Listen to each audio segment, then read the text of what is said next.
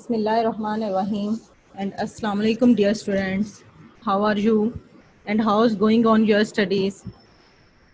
Hopefully all is good. Here's Dr. Zunaira Khuram, biology teacher of Behriya Model School, PNAD, Maripur. Today is my lecture number 12 and we are going to start chapter number 5 of biology textbook named Fungi and Algae. I will teach you today characteristics, examples, and importance of fungi. So let's start today's lecture. What are fungi? Fungi क्या हैं? Fungi are non-vascular, non-motile, eukaryotic organisms. Eukaryotic organisms मतलब हम जो है ऐसे organisms जिसमें distinct nucleus मौजूद होता है. ऑर्गेनिजम्स को हम दो ग्रुप्स में डिवाइड करते हैं, प्रोकैरियोट्स एंड यूकैरियोट्स. प्रोकैरियोट्स जिसमें distinct nucleus, nuclear membranic bounded organelles मौजूद नहीं होते, और यूकैरियोट्स जिसमें डिस्टिंक्ट न्यूक्लियस मौजूद होता है, मेम्ब्रेनिक बाउंडेड जितने ऑर्गेनेल्स हैं वो सब के सब मौजूद होते हैं. यूकैरियोटिक है फंजाई, नॉन वेस्कुलर है. नॉन वेस्कुलर का मतलब ये है कि इसमें वेस्कुलर बंडल्स मौजूद नहीं होते, एब्सेंट होते हैं. वेस्कुलर बंडल क्या है हम पढ़ चुके हैं. वेस्कुलर बंडल जो है हम कलेक्टिवली कहते हैं जाइलम एंड फिलोइम्स को. जाइलम जो कि रूट से वाटर और मिनरल्स को एब्जॉर्ब करता है और लीव्स तक पहुंचाता है. फिलोइम लीव्स में प्रिपेयर्ड फूड कलेक्ट करता है और डिफरेंट पार्ट्स तक लेकर जाता है. और जाइलम और फिलोइम को कलेक्टिवली हम क्या कहते हैं, वेस्कुलर बंडल्स. तो फंजाई जो है ये क्या है, नॉन वेस्कुलर है. ना सिर्फ नॉन वेस्कुलर है बल्कि नॉन मोटाइल भी हैं. मोटाइल जो मूव कर सकते हैं, जो एक जगह से दूसरी जगह हरकत कर सकें, उनको हम मोटाइल ऑर्गेनिजम्स कहते हैं. लेकिन फंजाई जो होते हैं वो फिक्स्ड होते हैं, वो किसी भी सबस्ट्रेटम के साथ अटैच होते हैं, वो अटैच्ड लाइफ गुजारते हैं, वो एक जगह से दूसरी जगह हरकत नहीं कर सकते. इसलिए ये जो है ये क्या है, नॉन मोटाइल हैं. Fungi are eukaryotic, non vascular and non motile. ठीक है. फंजाई की स्टडी को हम कहते हैं माइकोलॉजी. कि स्टडी ऑफ फंजाई क्या कहलाता है, माइकोलॉजी. और साइंटिस्ट जो फंजाई की स्टडी करते हैं उनको हम कहते हैं माइकोलॉजिस्ट. माइक जो है एक लैटिन वर्ड है जिसके मीनिंग्स हैं फंगस. फंगस या फंजाई जो है किंगडम फंजाई में आता है और इसकी 5100 इसके जेनरा और 50,000 स्पीशीज मौजूद हैं, हमें मिलती हैं. किंगडम फंजाई में हमें 5100 जेनरा और 50,000 स्पीशीज मिलती हैं. ये जो है फंजाई ग्रुप जो है ये क्या है, ये हेट्रोट्रॉफ्स हैं. और हेट्रोट्रॉफ्स हैं यानी कि अपना फूड खुद प्रिपेयर नहीं कर सकते. On the basis of nutrition हम ऑर्गेनिजम्स को दो ग्रुप्स में डिवाइड करते हैं, ऑटोट्रॉफ और हेट्रोट्रॉफ. ऑटोट्रॉफ जो अपना फूड प्रिपेयर कर सकते हैं थ्रू फोटोसिंथेसिस, और हेट्रोट्रॉफ जो अपना फूड प्रिपेयर नहीं कर सकते. और फंजाई भी जो है वो क्या है, हेट्रोट्रॉफ्स हैं, अपना फूड खुद प्रिपेयर नहीं कर सकते. और इसीलिए इनमें क्लोरोफिल मौजूद नहीं होता. क्योंकि इनमें क्लोरोफिल मौजूद नहीं होता इसलिए ये सनलाइट से लाइट कैप्चर नहीं कर सकते, एनर्जी कैप्चर नहीं कर सकते और फोटोसिंथेसिस नहीं कर सकते. लिहाजा ये क्या करते हैं, दूसरे ऑर्गेनिज्म से अपना फूड हासिल करते हैं और हेट्रोट्रॉफ्स कहलाते हैं. क्लियर. फंजाई क्या है, fungi eukaryotic non vascular motile organisms हैं. Study of fungi, mycology, and one who study the fungi is called mycologist. Myc is Latin word and meaning is fungus or fungi. Kingdom fungi includes 5100 genera and 50,000 species. They are heterotrophs since they lack chlorophyll. Okay. जहाँ life is possible वहीं पर क्या है, मिलते हैं। Aquatic भी होते हैं, फ्रेश वाटर में भी होते हैं और मैरीन में भी होते हैं। पानी में भी हमें मिलते हैं फंजाई, ठीक है, मैरीन में भी हैं और फ्रेश वाटर में भी हैं। इसके अलावा बहुत सारे फंजाई टेरेस्ट्रियल भी हैं, खुश्की पर भी हमें मिलते हैं। और इसके अलावा ये जो है पैरासाइट्स भी हैं। पैरासाइट्स यानी कि दूसरे ऑर्गेनिजम्स पर रहते हैं, दूसरे ऑर्गेनिज्म से अपना फूड हासिल करते हैं। एज अ पैरासाइट्स भी इनकी हैबिटाट मौजूद है। और जब ये दूसरे ऑर्गेनिजम्स पर रहते हैं तो वहाँ पर डिजीजेस कॉज करते हैं, बहुत सारी डिजीजेस इनकी वजह से हो रही होती है। इस वजह से इनकी इकोनॉमिक इम्पोर्टेंस भी बहुत है। डिस्ट्रीब्यूशन अगर हम देख रहे हैं फंजाई की, तो फंजाई हमें हर जगह पर मिल रहे हैं, कॉस्मोपॉलिटन है, वर्ल्ड वाइड है, दुनिया में हर जगह मौजूद है। जहाँ लाइफ है वहाँ पर फंजाई मौजूद हैं। एक्वेटिक भी हैं, marine as well as fresh water, terrestrial भी हैं और पैरासाइट्स भी हैं। अगर अब हम स्ट्रक्चर देखते हैं, स्ट्रक्चर ऑफ फंजाई, कि स्ट्रक्चर क्या है फंजाई का, तो फंजाई जो है ये क्या है, फिलामेंटस स्ट्रक्चर रखते हैं। फिलामेंट्स क्या होता है, फिलामेंट्स होते हैं thread like structure. Thread like structure इनका है। फिलामेंट्स किसे कहते हैं, जो थ्रेड लाइक ऑब्जेक्ट्स होते हैं, इलोंगेटेड होते हैं, लंबे होते हैं। तो इनका जो स्ट्रक्चर होता है वो क्या होता है, थ्रेड लाइक होता है, फिलामेंटस होता है फंजाई का।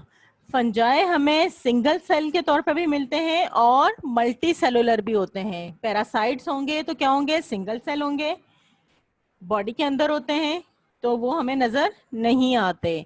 मल्टी सेलुलर्स भी होते हैं, जब बॉडी से बाहर होंगे तो वो मल्टी सेलुलर होंगे। अब अगर हम इसके स्ट्रक्चर को देखते हैं, इसका हम ट्रांसफर सेक्शन करते हैं, हम फंजाई को कट करते हैं और इसका ट्रांसफर टीएस देखते हैं, तो हमें इसके फिलामेंट्स में थ्रेड लाइक जो है स्ट्रक्चर नजर आता है। ये वाला, ये सारे ये जो ट्यूब्स लाइक्स आपको स्ट्रक्चर नजर आ रहा है जो इसकी पूरी बॉडी में फैला हुआ है, ये कहलाते हैं हाइफी। ये क्या कहलाते हैं, हाइफी। और हाइफी का फंक्शन क्या है, इसमें जेनेटिक मटेरियल मौजूद होता है। हाइफी के अंदर क्या होता है, जेनेटिक मटेरियल मौजूद होता है। और जेनेटिक मटेरियल यहाँ मौजूद होता है, लिहाजा ये बहुत सारे फंक्शंस को क्या कर रहा होता है, कंट्रोल कर रहा होता है। क्योंकि मटेरियल यहाँ पर जेनेटिक मटेरियल, और जेनेटिक मटेरियल का हमें पता है कि एक्टिविटीज को, करेक्टरिस्टिक्स को कंट्रोल करते हैं जीन्स जो हैं। तो हाइफी जो है, इसके वाइटल जो फंक्शंस हैं इसके फंजाई के, वो हाइफी कंट्रोल कर रहा होता है। हाइफी जो है आगे जाकर मैश लाइक स्ट्रक्चर बना लेते हैं, एक जाल की तरह का जो है स्ट्रक्चर बना लेते हैं, नेटवर्क बना लेते हैं, और ये कहलाता है माइसीलियम। माइसीलियम जो है अंडर द ग्राउंड होता है, और इसलिए ये जो है ये क्या करता है, फूड एब्जॉर्ब करता है। फीडिंग स्ट्रक्चर है माइसीलियम जो है, एज अ फीडिंग स्ट्रक्चर हमें नजर आता है, इस्तेमाल होता है। इसमें ट्यूब लाइक स्ट्रक्चर्स होते हैं, फिलामेंटस होते हैं, थ्रेड लाइक स्ट्रक्चर होते हैं, जो कि क्या कहलाते हैं, हाइफी कहलाते हैं। हाइफी जो है जेनेटिक मटेरियल इसमें मौजूद होता है, इसलिए ये बहुत सारे जो वाइटल फंक्शंस होते हैं बॉडी के, फंजाई के, वो कंट्रोल करता है। और इसमें जो है ये आगे चलकर मैश लाइक स्ट्रक्चर बना लेता है, जो कि क्या कहलाता है, माइसीलियम कहलाता है। और माइसीलियम जो है ये क्या है, as a feeding structure function करता है माइसीलियम। अब ये जो है फंजाई जो है, इसमें सेल वॉल मौजूद होती है। सेल वॉल हमें मालूम है कि सेल वॉल किससे मिलकर बनी हुई होती है, सेल वॉल जो है सेलुलोज और काइटिन से मिलकर बनती है। लेकिन ये जो है चेंज होती है, डिफरेंट होती है, वेरी कर रही होती है स्पीशी टू स्पीशी। मतलब ये फंजाई में अलग होगी, बैक्टीरिया में अलग होगी, और अदर प्लांट्स में अलग होती है इसकी कंपोजिशन जो है। अब प्लांट्स में जनरली जो है सेल वॉल किससे मिलकर बनती है, सेलुलोज और काइटिन से। लेकिन फंजाई में जो सेलुलोज होती है वो फंगल सेलुलोज से मिलकर बनती है। वो किससे मिलकर बनती है, फंगल सेलुलोज से मिलकर बनती है। और जो सेल वॉल होती है उसमें फिर वो comprises protoplasm which is differentiated into other cell parts such as cell membrane, cytoplasm, cell organelles and nuclei. अब पता है इसमें न्यूक्लियस भी मौजूद होगा और इसके अंदर सेल मेम्ब्रेन भी होगी, सेल ऑर्गेनेल्स भी होंगे, endoplasmic reticulum, vacuoles, Golgi bodies, mitochondria, ये सब जो है इसमें मौजूद होंगे। ऑफ फंजाई दोबारा रिपीट कर देती हूँ, ठीक है। फंजाई का जो स्ट्रक्चर होता है वो कैसा होता है? थ्रेड लाइक स्ट्रक्चर होता है, सिंगल सेल भी होते हैं, मल्टी सेलुलर ऑर्गेनिजम्स भी होते हैं ये। अगर हम इसका ट्रांसफर सेक्शन देखते हैं तो इसमें थ्रेड लाइक ट्यूब्स मौजूद होती हैं, फिलामेंट्स मौजूद होते हैं जो कि हाइफी कहलाते हैं। हाइफी जो है इसमें जेनेटिक मटेरियल मौजूद होता है और इसी वजह से ये जो है वाइटल जो फंक्शंस होते हैं फंजाई के, वो जो वाइटल फंक्शंस होते हैं उन्हें कंट्रोल करता है। हाइफी जो है आगे चलकर मैश लाइक स्ट्रक्चर में चेंज हो जाते हैं, उसमें नेटवर्क में कन्वर्ट हो जाते हैं जो कि कहलाता है माइसीलियम। माइसीलियम क्या करता है? माइसीलियम जो है फीडिंग स्ट्रक्चर है, ये फीडिंग के तौर पर इस्तेमाल होता है, इससे फीडिंग होती है, ये एब्जॉर्ब करता है न्यूट्रिएंट्स को। इसकी जो सेल वॉल है, सेल वॉल फंगल सेलुलोज से मिलकर बनी हुई होती है और क्योंकि ये यूकैरियोटिक है, यूकैरियोटिक ऑर्गेनिज्म है, लिहाजा इसमें तमाम ऑर्गेनेल्स जो हैं मौजूद होंगे। इसमें न्यूक्लियस मौजूद होता है, सेल मेम्ब्रेन होती है, साइटोप्लाज्म होता है और सेल ऑर्गेनेल्स मतलब Golgi bodies, endoplasmic reticulum, ribosomes, vacuole, तमाम वो ऑर्गेनिजम्स जिनमें मेम्ब्रेन मौजूद होती है वो फंजाई में हमें मिलते हैं। और क्यों मिलते हैं? क्योंकि दिस इज यूकैरियोटिक ऑर्गेनिज्म। अब आ जाते हैं इसके न्यूट्रिशन पे। अगर हम इसकी न्यूट्रिशन देखते हैं, न्यूट्रिशन क्या होता है? फूड न्यूट्रिएंट्स को एब्जॉर्ब करना, फूड लेना, हासिल करना, ग़िज़ाइयत, ठीक है। न्यूट्रिशन की बेस पर हम जो है फंजाई को 3 ग्रुप्स में डिवाइड करते हैं, सेप्रोफिटिक, पैरासिटिक और सिम्बियोटिक। सेप्रोफिटिक कौन से ऑर्गेनिज्म फंजाई होते हैं? सेप्रोफिटिक ऐसे फंजाई होते हैं जो डेड ऑर्गेनिजम्स पर रहते हैं, डेड ऑर्गेनिक जो मॉलिक्यूल्स होते हैं उनको अपने ग़िज़ा के तौर पर इस्तेमाल करते हैं। सेप्रोफिटिक जो है वो डेड ऑर्गेनिक ऑर्गेनिजम्स को अपनी ग़िज़ा के तौर पर इस्तेमाल करते हैं और इनके एग्जाम्पल में आ जाते हैं राइजोपस, पेंसिलियम और एस्परगाइलस। पैरासिटिक्स ऐसे होते हैं जो दूसरे ऑर्गेनिजम्स पर रहते हैं, होस्ट पर रहते हैं और होस्ट को क्या करते हैं? नुकसान पहुंचाते हैं, डिजीजेस कॉज करते हैं, बीमारियां फैलाते हैं। पैरासिटिक फंजाई जो हैं ऐसे फंजाई होते हैं जो दूसरे लिविंग ऑर्गेनिजम्स पर रहते हैं और उन्हें नुकसान पहुंचाते हैं, उनके लिए हार्मफुल होते हैं। एग्जाम्पल्स में टेफ्रीना आ जाता है। उसके बाद सिम्बियोटिक ऐसा रिलेशनशिप होता है, हमें मालूम है कि जिसमें दोनों को जो है, दोनों ऑर्गेनिजम्स को, होस्ट को भी और जो होस्ट पर डिपेंड कर रहा है उसको भी जो है, दोनों को क्या होता है? या तो फायदा हो रहा होता है या फिर नुकसान नहीं होता, एक वो हार्मफुल नहीं होते, दोनों एक दूसरे के लिए बेनिफिशियल होते हैं या फिर एक के लिए वो बेनिफिशियल होता है रिलेशनशिप और दूसरे के लिए कोई मैटर नहीं करता, ना उसके लिए वो हार्मफुल होता है ना बेनिफिशियल होता है। तो ऐसा रिलेशनशिप जो है वो क्या कहलाता है? सिम्बियोटिक कहलाता है। सेप्रोफिटिक जो है कैसे ऑर्गेनिजम्स होते हैं? जो डेड ऑर्गेनिजम्स पर, ऑर्गेनिक मटेरियल पर रहते हैं, फीड करते हैं। पैरासिटिक्स जो दूसरे लिविंग ऑर्गेनिजम्स पर रहते हैं और उनके लिए हार्मफुल होते हैं और उनको एज अ फूड इस्तेमाल करते हैं।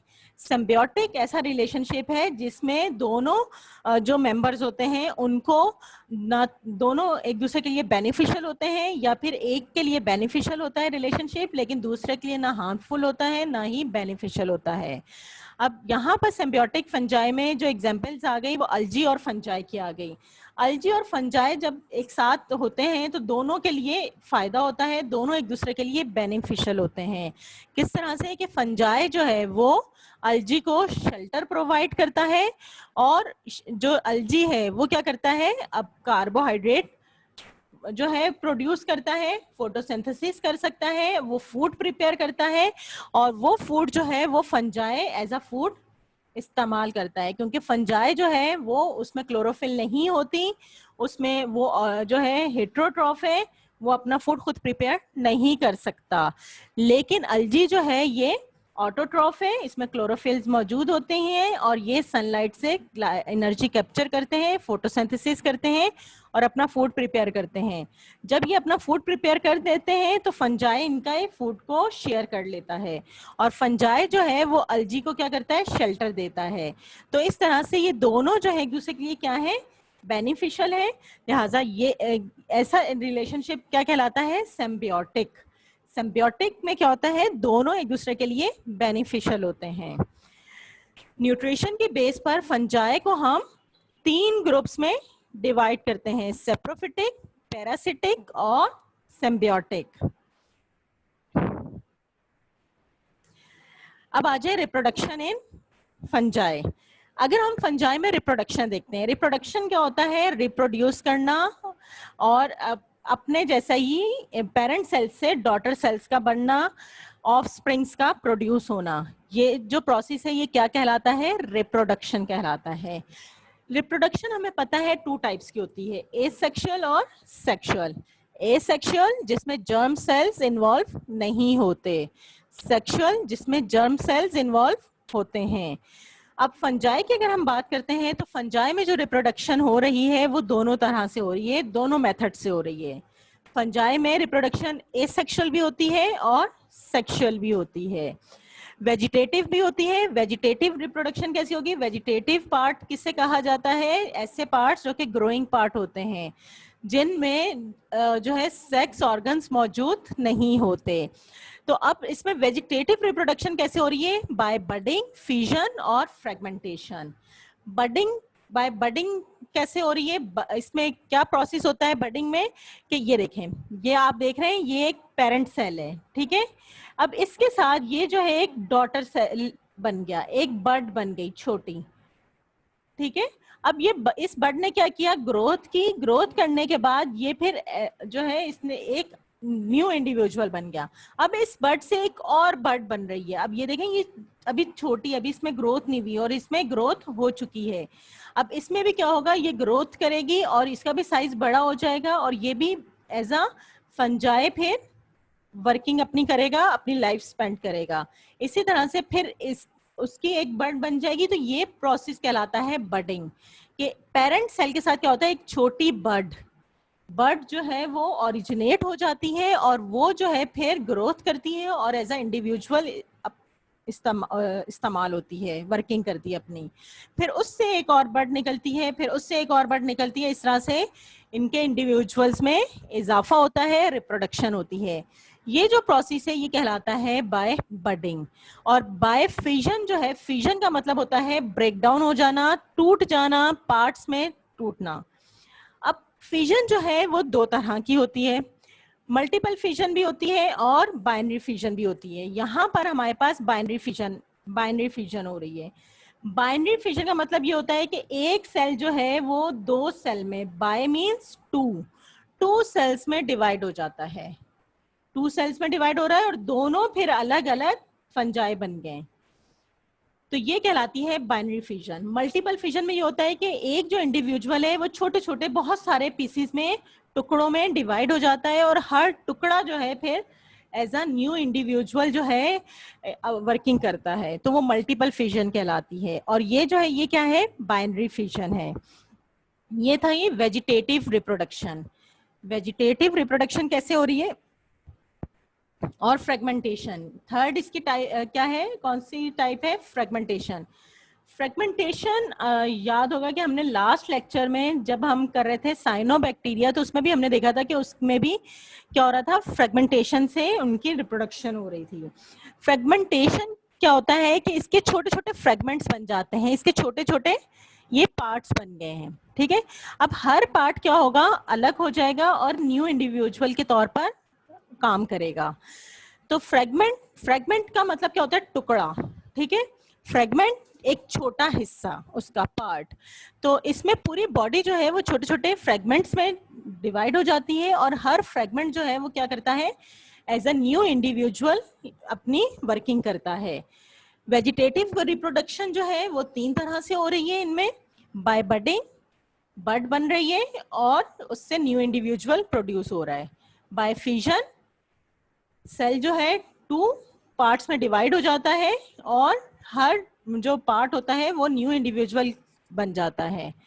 बाय फ्रेगमेंटेशन, बॉडी जो है उसकी फंजाई की वो बहुत सारे फ्रेगमेंट्स में, टुकड़ों में टूट जाती है और हर टुकड़ा जो होता है, हर फ्रेगमेंट जो होता है एक नए इंडिविजुअल के तौर पर अपना काम शुरू कर देता है। ये थी वेजिटेटिव रिप्रोडक्शन। अब आ जाए एसेक्सुअल रिप्रोडक्शन में।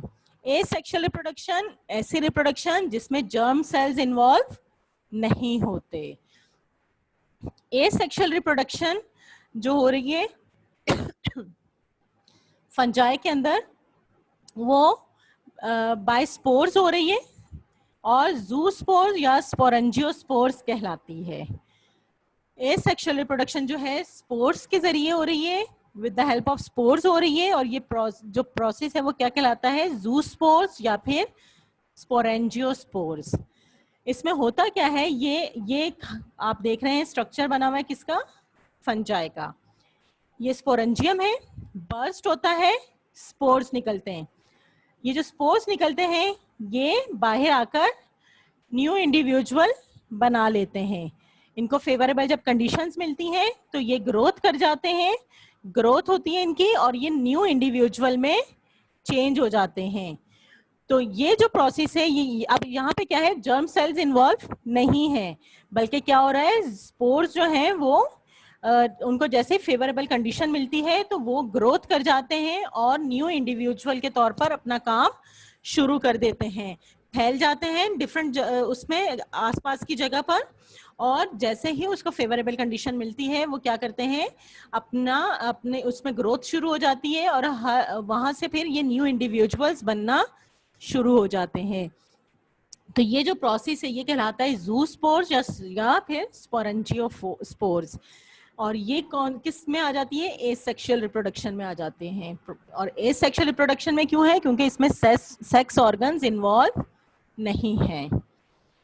उसके बाद आ जाते हैं सेक्सुअल रिप्रोडक्शन। सेक्सुअल रिप्रोडक्शन जो हो रही है वो बाय कॉन्जुगेशन हो रही है। कॉन्जुगेशन मतलब इसमें मेल फीमेल इन्वॉल्व होंगे।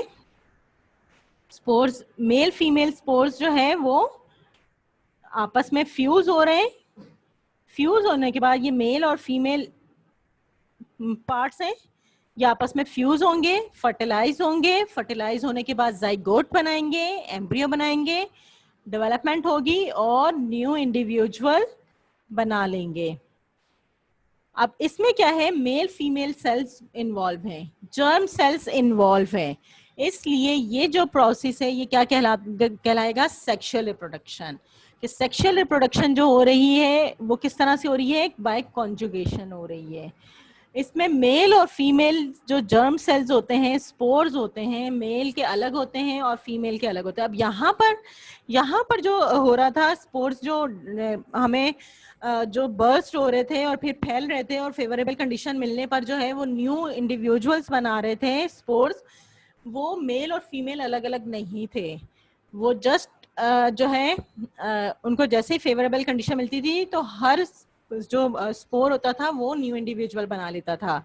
लेकिन यहाँ पर क्या है कि मेल और फीमेल स्पोर्स हैं, जर्म सेल्स मौजूद हैं, डिफरेंट जर्म सेल्स मौजूद हैं और वो आपस में जब मिलते हैं, फ्यूज होते हैं, फर्टिलाइजेशन होती है तो ही न्यू इंडिविजुअल बनता है।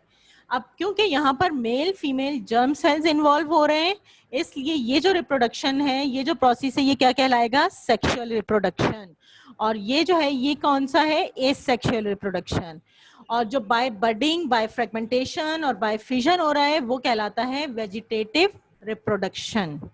अंडरस्टैंड, तीनों टाइप्स आपको क्लियर हो गई कि रिप्रोडक्शन जो है वो किस तरह से हो रही है, वेजिटेटिव भी हो रही है इसमें फंजाई में, एसेक्सुअल भी हो रही है और सेक्सुअल भी हो रही है।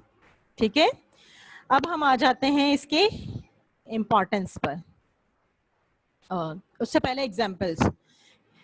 एग्जाम्पल्स जो है फंजाई की, सबसे पहले एगारिकस, एगारिकस मशरूम्स। मशरूम्स जो है बेसिकली ये क्या है, सेप्रोफिटिक फंगस हैं। सेप्रोफिटिक फंगस हैं तो कहाँ मिलेंगे हमें, डेड ऑर्गेनिक मैटर्स मटेरियल्स पर, ठीक है, जो डेड ऑर्गेनिजम्स होते हैं उस पर मिलेंगे हमें। और ये जो है ये क्या करेंगे, वहां से ये अपना फूड हासिल करते हैं, वहां पर ये ग्रोथ करते हैं डेड ऑर्गेनिजम्स पर।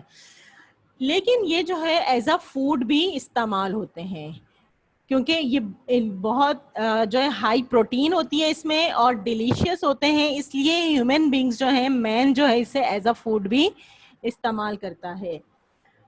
मशरूम जो है एगारिकस जो है कॉमनली जिससे हम कहते हैं मशरूम, मशरूम जो है ये सेप्रोफिटिक फंगस है, सेप्रोफिटिक फंगस है।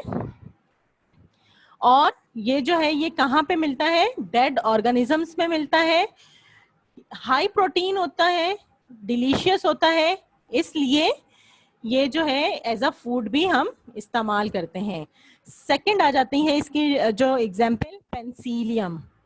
ये आप देख रहे हैं पेंसिलियम, पेंसिलियम जो है ये एंटीबायोटिक बनाने में इस्तेमाल होता है। एंटीबायोटिक्स क्या होती हैं, जो हमें डिफरेंट इन्फेक्शन से प्रिवेंट करती हैं, हमें बचाती हैं, हमारे इन्फेक्शंस जो होते हैं उनको सही करती हैं। तो ये एंटीबायोटिक पेंसिलिन बनाने में इस्तेमाल होता है।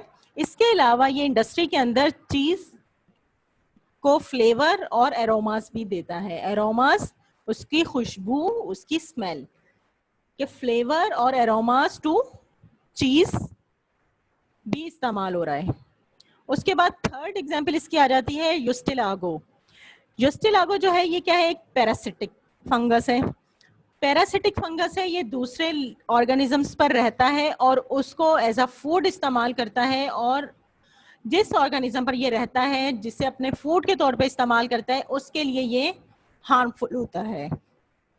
अब जैसे कि आप यहाँ देख रहे हैं ये कॉर्न है, कॉर्न के ऊपर ये ऑस्टिलागो अटैच हैं, पैरासाइट्स अटैच हैं, और ये क्या करते हैं कि ये जो डिजीज कॉज करते हैं प्लांट्स के अंदर, वो कहलाती है स्मर्ट। स्मर्ट जो होती है ये क्या है, grains are converted into black powder on different plants. कि प्लांट्स के अंदर जो ग्रेन्स होते हैं, जो उनके बीज होते हैं, जो उनके दाने होते हैं, वो क्या हो जाते हैं, ब्लैक पाउडर में कन्वर्ट हो जाते हैं, खराब हो जाते हैं, ब्लैक पाउडर में कन्वर्ट हो जाते हैं, और जिसकी वजह से वो जो प्लांट के लिए है वो क्या करते हैं, नुकसानदेह होते हैं, उनमें डिजीज कॉज करते हैं, और वो डिजीज जो है वो क्या कहलाती है, स्मर्ट कहलाती है। यूस्टिलागो जो है ये क्या है, पैरासिटिक फंगस है, और ये जो है डिफरेंट प्लांट्स के अंदर जो है डिजीज कॉज करता है, स्मर्ट कॉज करता है, और इसकी वजह से जो है ये क्या होता है, इनके जो ग्रेन्स होते हैं वो ब्लैक पाउडर में कन्वर्ट हो जाते हैं। और एग्जाम्पल आप सामने देख रहे हैं कॉर्न की, इसके अलावा ये वीट और मेज में भी होते हैं। ये थी इसकी 3 एग्जाम्पल्स, मशरूम्स, पेंसिलिन और यूस्टिलागो। अब हम आ जाते हैं इसकी इम्पोर्टेंस पर। इम्पोर्टेंस अगर हम इसके देखते हैं तो इम्पोर्टेंस क्या होती है, इकोनॉमिक इम्पोर्टेंस किसे कहते हैं, लास्ट लेक्चर में भी मैंने जो है ये से डिफाइन किया था कि ऑर्गेनिज्म के एडवांटेजेस और डिसएडवांटेजेस टू नेचर, ह्यूमन और एनवायरनमेंट जो होते हैं वो उसकी इकोनॉमिक इम्पोर्टेंस कहलाते हैं।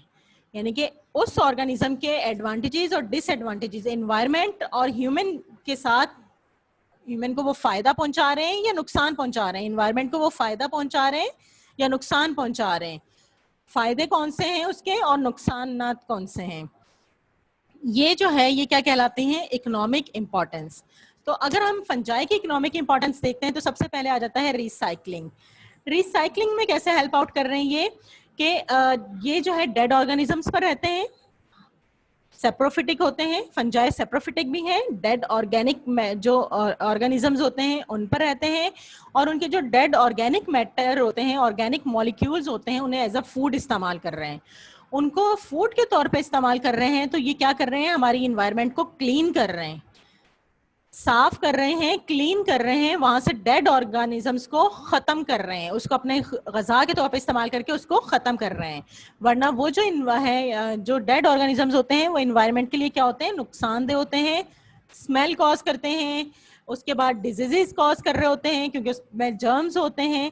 लेकिन फंजाई क्या करते हैं, उनको एज अ फूड इस्तेमाल कर लेते हैं और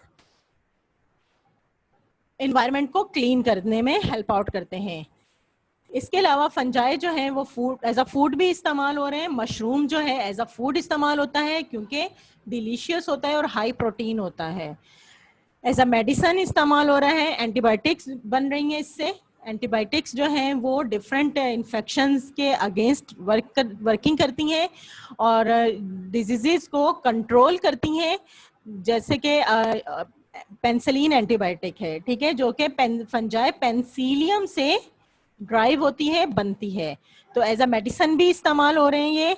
bio control agents, bio control agents का मतलब क्या है? अब देखें, fungi are involved in exploiting insects, other small worms and help in controlling pest. Spores of fungi are used as spray on crops. अब कुछ फंजाई ऐसे होते हैं जो इंसेक्ट्स को, स्मॉल वर्म्स को और जो पेस्ट वगैरह होते हैं इनको अपनी गजा के तौर पर इस्तेमाल कर लेते हैं, इनको कंट्रोल करने में हमें हेल्प आउट करते हैं, इनको खा लेते हैं, इनको खा लेते हैं। और क्योंकि ये हमारी क्रॉप्स के लिए, हमारे जो है इंसेक्ट्स हमारे सेहत के लिए, हेल्थ के लिए अच्छे नहीं होते, तो ये फंजाई क्या करते हैं, उनको कंट्रोल करते हैं और उन्हें एज अ फूड इस्तेमाल कर लेते हैं। अब जो स्पोर्स होते हैं फंजाई के, वो क्या होते हैं, क्रॉप्स को सेव करने के लिए यूज होते हैं। जो फंजाई के स्पोर्स जो होते हैं वो क्रॉप्स पर स्प्रे किए जाते हैं ताकि इंसेक्ट्स और स्मॉल वर्म्स और पेस्ट्स वगैरह से क्रॉप्स को बचाया जा सके। तो ये जो है, ये क्या है, बायो कंट्रोल एजेंट्स भी हैं। बायो कंट्रोल एजेंट्स क्यों कह रहे हैं? क्योंकि अब फंजाई भी क्या है, लिविंग ऑर्गेनिज्म है और दूसरे लिविंग ऑर्गेनिजम्स को ये क्या कर रहे हैं, कंट्रोल कर रहे हैं। किससे? पेस्ट्स वगैरह से, डिफरेंट इंसेक्ट से। तो ये as a bio control agents भी इस्तेमाल होते हैं।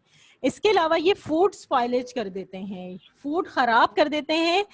और जो फूड स्टोर होता है, उस फंजाई उन्हें क्या कर देते हैं, स्पॉइल कर देते हैं, स्पॉइलेज, फूड स्पॉइलेज कर रहे हैं। इसके अलावा ये एनिमल डिजीजेस भी कॉज कर रहे हैं, जैसे कि एस्परगिलोसिस। एस्परगिलोसिस क्या है? Infection of air and lungs. ये देखें, ये पेंसिलियम है फंजाई, ये इसके स्पोर्स हैं। स्पोर्स जो हैं वो ब्रीथिंग के जरिए क्या होता है, नोज से होते हुए लंग्स में चले जाते हैं और ये जो है इन्फेक्शन कर देते हैं एयर और लंग्स के अंदर। सेकंड क्या है? मोनिलियासिस। मोनिलियासिस जो है इन्फेक्शन है माउथ एंड थ्रोट का। ये देखें, थ्रोट और गम्स, ये देखें गम्स आप देख रहे हैं, ये गम्स और ये थ्रोट, इसमें इन्फेक्शन हुआ हुआ है। तो ये जो है, ये किसकी वजह से होता है? मोनिलियासिस की वजह से होता है। रिंग वॉर्म, रिंग वॉर्म, ये देखें, अक्सर आपने देखा होगा फंगस हो जाता है बॉडी के ऊपर, ये गोल गोल रिंग की फॉर्म में इन्फेक्शन होता है और ये फैलता जाता है बॉडी के अंदर। ये जो है, अगर इसका पानी जो है किसी और जगह पे लग जाता है तो वहां पर भी ये बन जाता है।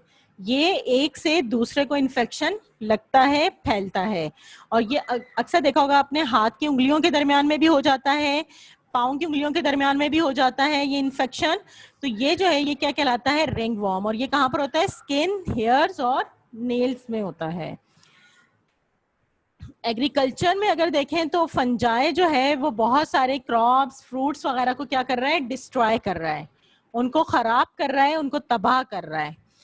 इसके अलावा गुड स्पॉइलेज में भी, गुड स्पॉइलेज भी कर रहा है, यानी कि सामान को जो है उसको भी स्पॉइल कर रहा है, जैसे लेदर्स वगैरह को, वुड्स को, कॉटन, बुक्स, वूल, इन चीजों को भी फंजाई जो है वो क्या कर देता है? खराब कर देता है। तो ये थे हम इम्पोर्टेंस ऑफ फंजाई। आज जो है हमने कैरेक्टरिस्टिक्स देखी फंजाई की, उसकी डिस्ट्रीब्यूशन देखी, उसका स्ट्रक्चर देखा, स्ट्रक्चर हमने स्टडी किया, न्यूट्रिशन स्टडी की, 3 टाइप्स की होती है। और इसके अलावा जो है रिप्रोडक्शन का प्रोसेस हमने देखा, कैसे हो रहा है प्रोसेस। और इसके अलावा जो है फिर हमने इसके एग्जाम्पल्स की और इसके इम्पोर्टेंस देखी। यहाँ पर आपको कुछ लिंक्स दिए गए हैं, इनको भी आप जाकर देख सकते हैं, यहाँ से आप मजीद इंफॉर्मेशन गेन कर सकते हैं। और आज का जो आपका होम टास्क है वो ये है कि आप इकोनॉमिक इम्पोर्टेंस ऑफ फंजाई जो है वो मुझे व्हाट्सएप करेंगे, वो लिखेंगे, शॉर्ट नोट लिखेंगे। और इसके अलावा जो है आप मशरूम और पेंसिलियम की जो है डायग्राम भी ड्रॉ करेंगे। और ये काम जो है आप मुझे फ्राइडे तक सेंड करेंगे। Okay, thank you, Allah Hafiz.